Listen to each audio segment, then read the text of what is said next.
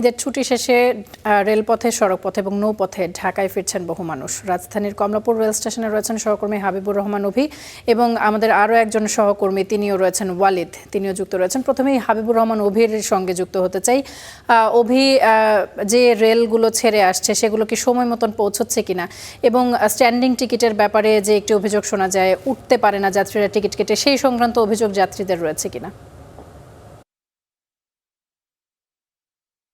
তামান্না, এখন আসলে যে রাশটা ছিল ঈদের আগে সেরকম রাশ নেই। আমরা যেটা এখন দেখতে পেলাম যে ঢাকা থেকে যারা বিভিন্ন জেলায় যাচ্ছেন তারা তো খুব আরামেই যেতে পারছেন, এবং যারা বিভিন্ন জেলা থেকে ঢাকায় আসছেন তাদেরও খুব একটা বড় অভিযোগ আমরা পাইনি। কারণ এখন আসলে ঢাকামুখী যে ঢল, প্রচুর পরিমাণে মানুষ একসঙ্গে ফেরেন, সেটা কিন্তু এখনও ওভাবে শুরু হয়নি।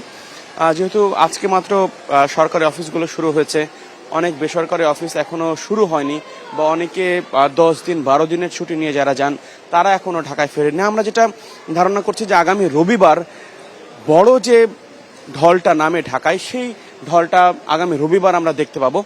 আর আজকে যেটি আমরা কমলাপুরে দেখতে পাচ্ছি যে সকাল থেকে 11টি ট্রেন ঢাকায় এসে পৌঁছেছে, এবং ঢাকা থেকে ছেড়ে গিয়েছে প্রায় 18টি ট্রেন। আর যেটি বললেন যে দেরি হচ্ছে কিনা, আমরা যতটুকু জানতে পেরেছি যে সকাল থেকে 3টা ট্রেন ডিলে ছিল। এর মধ্যে নীলসাগর এক্সপ্রেস, সেটি প্রায় 2 ঘন্টা লেট ছিল। এছাড়া বলাকা, পর্যটন এক্সপ্রেস, এরকম কয়েকটা ট্রেন দেরি করে ছাড়ছে। তবে অন্যান্য বার যেটি হয় যে শিডিউল বিপর্যয় হয় বড় পরিসরে, সেটি এবার হচ্ছে না।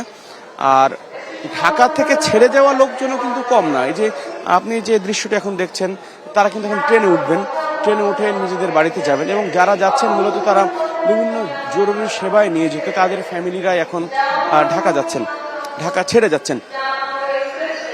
এর মধ্যে গণমাধ্যম কর্মীরা রয়েছেন, ফায়ার সার্ভিসের কর্মীরা রয়েছেন, ডাক্তার, চিকিৎসক, নার্স, তারা রয়েছেন। তো দুইটা স্রোতই কিন্তু এখন আমরা দেখতে পাচ্ছি।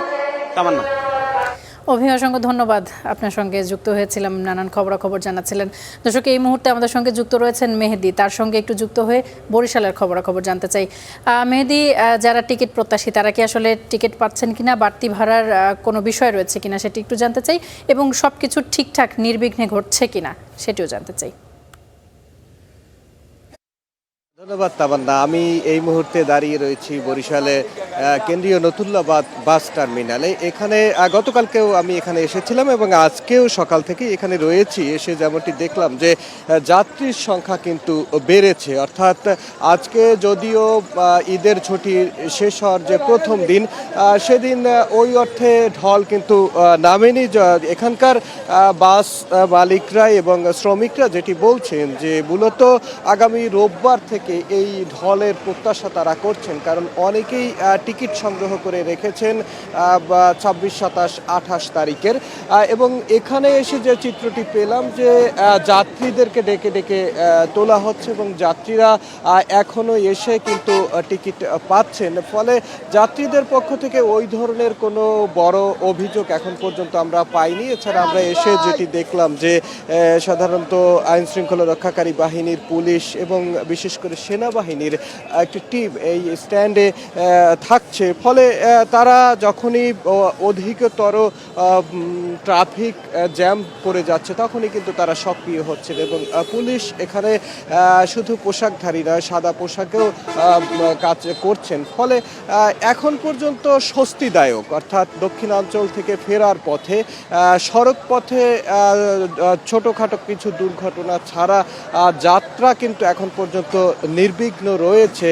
যদিও বাস শ্রমিকরা বলছেন যে এইটি ঢলটি যদি আবার আসে, অর্থাৎ সবাই যখন ফিরতে শুরু করবে, যেটি তারা প্রত্যাশা করছেন আগামী রোববার, সেটি যদি হয় তাহলে সেদিনকার কিছু বিঘ্নতা হতে পারে। এছাড়া কিন্তু ওই অর্থে এখন পর্যন্ত এই অঞ্চলে সড়কে ভোগান্তির চিত্র আমরা পাইনি।